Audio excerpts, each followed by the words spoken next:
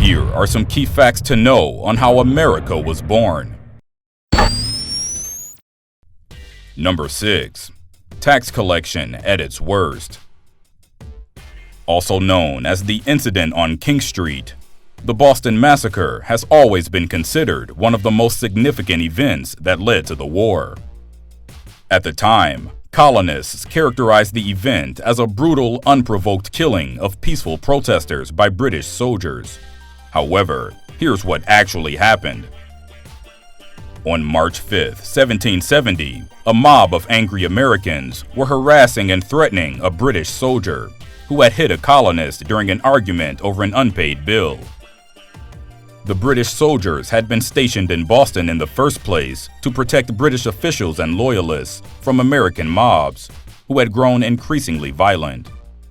Boston was a key shipping town in the colonies and was especially hampered by the excessive taxes unfairly levied by the British government, so the colonists had a legit reason to be angry. As the British soldiers tried to protect their comrade, the mob grew and began hurling snowballs and other objects at the soldiers. The soldiers opened fire on the mob, ultimately killing 5 people. While the crowd dispersed, people across the colonies were outraged, and understandably so. The 8 soldiers involved were arrested and charged with murder. However, they were defended by a prominent lawyer named John Adams, who you likely know as the second president of the United States. Adams managed to get 6 of the soldiers acquitted and had 2 of the soldiers' charges reduced to manslaughter. Americans were pissed off after this, and the event became a rallying cry for leaders such as Paul Revere and Sam Adams. There's also reason to believe that the colonists purposely egged on the soldiers as they repeatedly yelled, "Fire!" Regardless, the event proved to be a turning point in the revolution. Public sentiment quickly turned against King George III and the British after that. Although it was 5 years before war was declared, the Boston Massacre was a key factor leading to the colonies declaring their independence. Number 5. Pick the winning side. How many times have you heard someone say something along the lines of, "This is America, I can do whatever I want"? I'm sure it's at least once a day. Granted, we do have a lot of freedom that a lot of people have made sacrifices for. So naturally, a lot of people would think that the American colonists would have been tolerant of people who didn't share their quest for independence. But, surprise, surprise, this was far from the case. British loyalists were treated horribly by their patriot counterparts, who, among other grievances, were angry about the Stamp Act of 1765 and the Tea Act of 1773. Even though the colonies tried to plead their case in front of the king in a civilized and peaceful manner, their requests went ignored and taxes continued to be levied, so it's easy to see why the colonies were so upset. British soldiers occupying the colonies made life very difficult for the colonists. With that in mind, it wasn't uncommon for patriots to gang up on their neighbors and intimidate them for remaining loyal to the British or simply remaining neutral. In fact, the American colonists often rounded up suspected British loyalists to tar and feather them, a brutal, painful, and humiliating punishment. While history books often suggest that the punishment was targeted towards British government officials for enforcing unfair taxes, many of the patriots turned on their neighbors, who didn't actively support their cause. Houses were burned, businesses were ransacked, and people's lives were threatened. Land of the free, right? In one documented instance, John Robert Shaw recalled a group of soldiers kidnapping a British soldier's wife, covering her in molasses and throwing feathers at her. He admitted that he and other American colonists took great delight in watching her being victimized. The colonists subjected to this practice were often paraded around town squares, both to humiliate them and to scare others into submission. Since it wasn't meant to kill them, virtually everyone survived, though I'm sure it was quite painful. It often left scars since they'd lose some skin during the process, which added to the humiliation. It's worth noting that the practice of tarring and feathering dissenters didn't start or end with the American colonists. It's a practice that dates back to at least medieval times and was used after the American Revolution as well. But the colonists, particularly Bostonians, unhappy about unfair taxes on tea and stamps, made this punishment famous. Loyalists were forced to flee their homes and leave behind their businesses and life.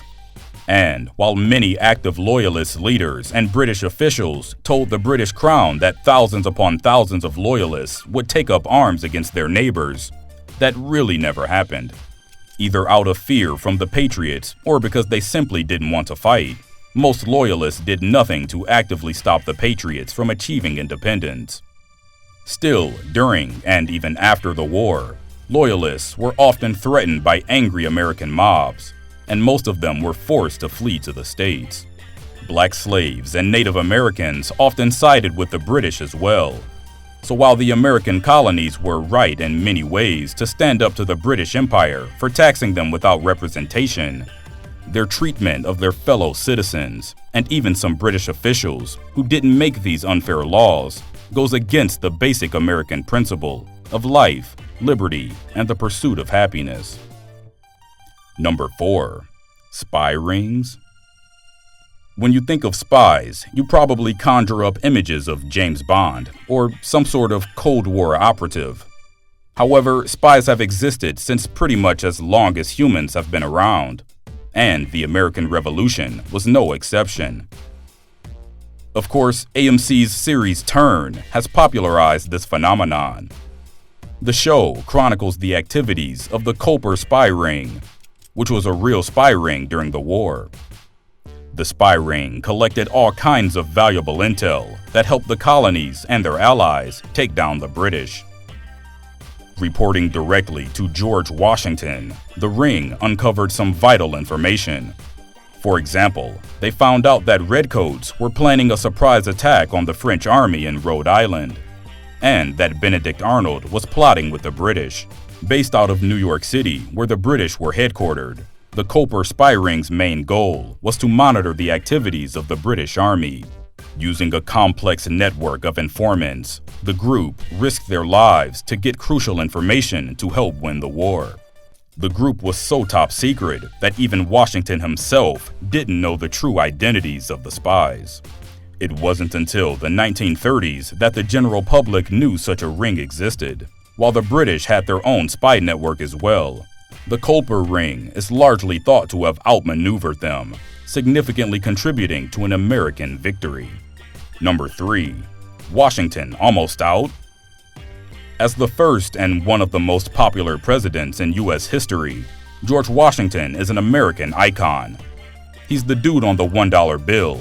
His face is on Mount Rushmore. He's got the U.S. Capitol named after him, and there are countless books written on him. So with that in mind, people often think he was a super popular guy back then as well. And for the most part, he actually was. He was unanimously elected to be the first president in 1789, and again in 1792. He's also famously remembered as being the commander-in-chief of the Continental Army during the war. However, it was during this time that a somewhat obscure event known as the Newburgh Conspiracy almost ousted George Washington. In 1783, the war was essentially over. Peace talks were being negotiated by both sides, and the army was being dismantled. Soldiers were pretty upset at the time because they had received little pay, and Congress had no funding to pay their pensions. So, an anonymous letter began to circulate at the camp of Newburgh, New York, suggesting that the army should take some sort of action against Congress and General Washington. The officers agreed to a secret meeting to discuss their option. Much to their surprise, Washington waltzes into the meeting like a badass. He obviously was able to convince his officers to stop any sort of mutiny without violence. He then negotiated for the soldiers to receive 5 years of full pay rather than a lifetime pension of half pay. While the conspiracy proved to be futile, some historians think it may have resulted in a military coup had Washington and Congress not intervened. It's believed that Major John Armstrong, along with members of the Congress of the Federation, wrote the letter, although that's never been proven. Had a coup been successful, who knows what would have happened, but it's probably a good thing Washington was able to stop any sort of military coup. Number 2. Who can pay taxes?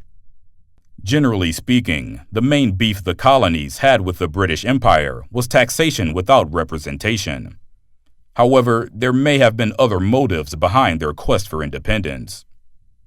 One thing about the colonies is that they were thriving before the war. Benjamin Franklin credited this economic flourish because of a switch to what's called colonial scrip. I'm not going to go too deep into economics, but this was paper money, not backed by silver and gold. By going off of a gold or silver standard, the colonies could control the purchasing power of the currency and basically avoided debt. As a result, the colonies had a thriving economy. English bankers, however, urged the king and parliament to pass laws forbidding using this paper money in 1751. A harsher law passed again in 1763. In lieu of this scrip money, only gold and silver issued by the English banks could be used. These laws opened the floodgates of poverty. People lost their jobs, and poverty spread across the colonies like wildfire. Franklin surmised that the taxes on tea and stamps might not have been a huge problem if not for the suppression of paper money. But since these oppressive banking laws hurt the colonies so much, the colonists were already upset with England when the Stamp and Tea Acts were passed. Founding fathers such as John Adams, Thomas Jefferson, and James Madison all acknowledged that English bankers posed a huge threat to their sovereignty, and that without their own monetary system, peace, morality, and prosperity would be impossible. We may never know for sure, but some have surmised that if England hadn't passed such restrictive banking measures, the colonies may not have felt the need to revolt. After all, money always talks. Number 1. MURICA had some help. In school, we were all taught that the American Revolution was won by backwood American colonists using guerrilla tactics. Many people think it was this tactic and grit, along with good old-fashioned American spirit, that won the war. And yes, while the militia certainly played a pivotal role in the war, there were actually a lot of other reasons the colonies were able to declare victory over the British Empire. First and foremost, an alliance with the French really helped seal the deal. In case you forgot, Britain and France had some pretty well-established beef, and France was looking to exact some revenge on Britain for the French and Indian War, so they started sending supplies to the colonies in 1775. In 1778, they signed a military treaty with the United States and sent supplies and soldiers, roughly about 25,000 of them. On top of that, France declared war against Britain and sought help from Spain and the Netherlands. While the colonists and British were duking it out stateside, France and her allies were ganging up on the British, weakening their troops before they could even get to the States. Of course, most famously, the French Navy created a blockade at Yorktown that prevented the British Army from escaping, ultimately forcing them to surrender. It also didn't hurt that the war broke out during the end of the reign of the British Empire. Great Britain sent about 40,000 troops to subdue 2.5 million colonists. Of that 40,000, most of these guys hadn't ever seen combat before. Combine that with the fact that most loyalists didn't take up arms, like the Crown was led to believe, the numbers actually favored the colonists. And there wasn't really any backup to send over. But that's not to downplay what the colonists achieved. The fact that they could fend off an empire and establish their own representative government was, as the president would say, a huge deal. We're all still reaping the benefits to this day. Here's what's next. Well, most people's anyway. As is often the case with many things, the US has a different relationship with alcohol than other countries around the world. As many of you are well aware, the legal drinking age in America is 21. In most places in the world, not only is the legal drinking age 18, it's also just a much